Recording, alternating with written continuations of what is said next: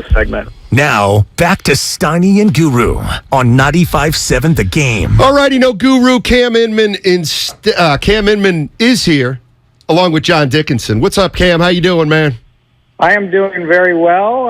Happy early Thanksgiving to you and everybody that is in their cars on the freeway trying to get to where they got to get to. All right, Christian McCaffrey. Yeah. I want you to, how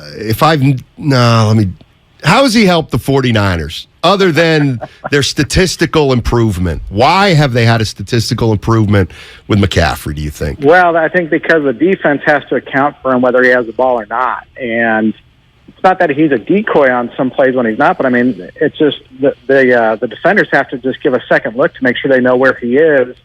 And that maybe free up Garoppolo enough time to maybe find Brandon Ayuk over the middle for a touchdown like he did last game.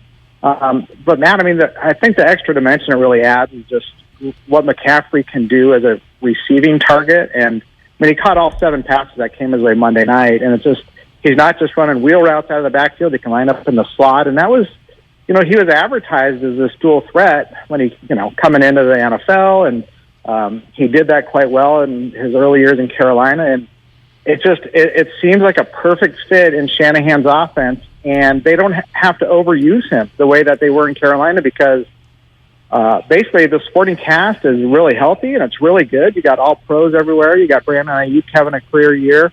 And then in the backfield, you have a healthy Elijah Mitchell now to help share the load on the carries. Cam, when you look at where the 49ers were at the moment in which they traded for Christian McCaffrey, is it too out of pocket to make the statement that he saved their season? Well, the season's not over. I mean, he obviously added a element where they're now bona fide contenders. I think if he wasn't here, people would be like, we've kind of seen this act before out of them. I think people would reserve a lot of judgment, but now that you've seen a 3-game win streak and how he contributes to it in so many facets, it's not necessarily that he just saved the season. I mean, he made this season a sensational feeder that could end up in a Lombardi trophy. Cam Inman joining us on 95.7 The Game. That's a good point, Cam, about McCaffrey. Now he's kind of spiced things up a little bit.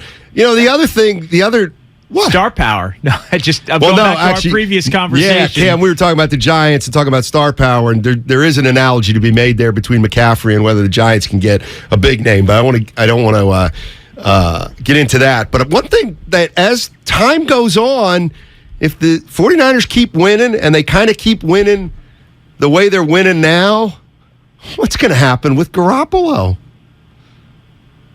I wanted to talk about Aaron Judge, but now you got me back on the Jimmy Garoppolo.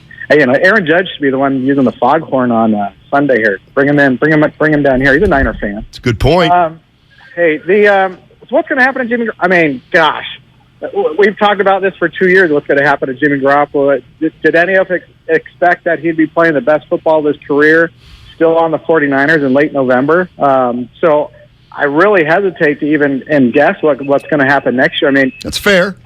What about? Let me ask you this: do you think it goes back to this? We were talking about this last season. Is how deep do you go in the playoffs with Jimmy? True. To dictate how you keep him, and obviously they went deep last year. They made it to the NFC Championship game, so there was no reason necessarily to cut ties with him if you could kind of keep him around, and if nobody wanted him, and the way everything worked out with his shoulder.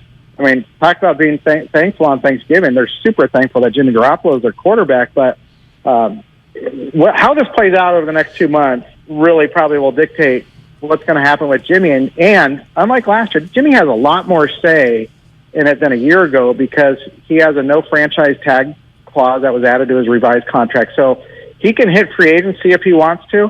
He can take the Niners' money if they want to offer him a big, nice deal that befits of how well he's done this season.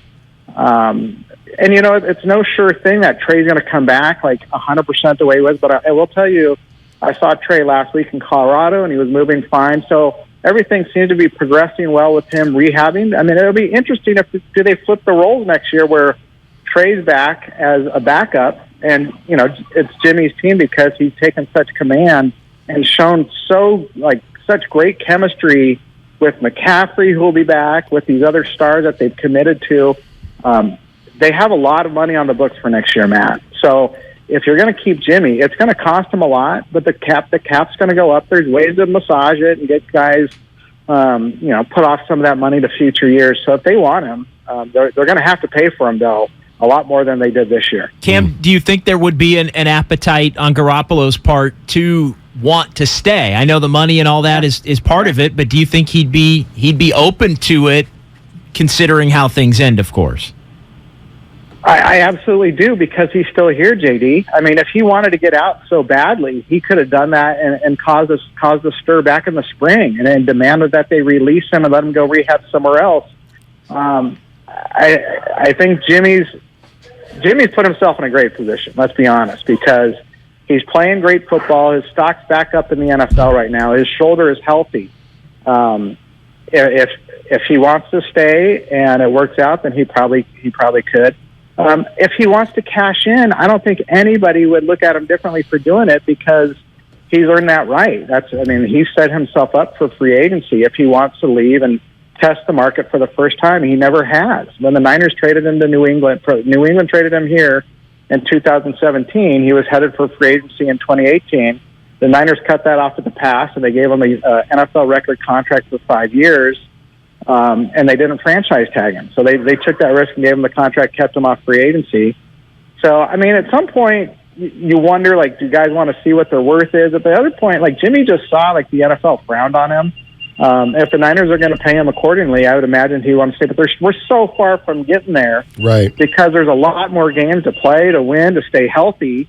And that was the big sticking point with him, right? And he stayed healthy, but he's played superb. And he just... I'm telling you, he's such a likable guy. The guys on this locker room, they love him. You saw that from the home opener when he came in for Lance and he scored that touchdown, and everybody was, patting him on his helmet and on his back. He knows he's in a great locker room here where guys respect him. But look at what's going on in New York right now with the Jets, right? They just benched Zach Wilson. They got a head coach that knows Jimmy Garoppolo really well. They got an owner that's wealthy. Do the Jets come calling and say, hey, you know how to run Mike LaFleur's offense probably better than Mike LaFleur does, their offensive coordinator. We'll pay you a boatload of money. You can come to New York. You can be a bigger star, although I don't think Jimmy's going to put stardom at all. But obviously, he's so charismatic and darn good looking. He would be the Joe Namath of New York if he wanted to. Interesting. So he'll have options. Right. Hey, Cam, should be fun game this weekend, and let's see if the Niners can keep it rolling. They should keep it rolling. 3-game homestand starting Sunday. All right, there you have it. Happy Thanksgiving, guys. Yeah, same to you, Cam. Okay. All the best.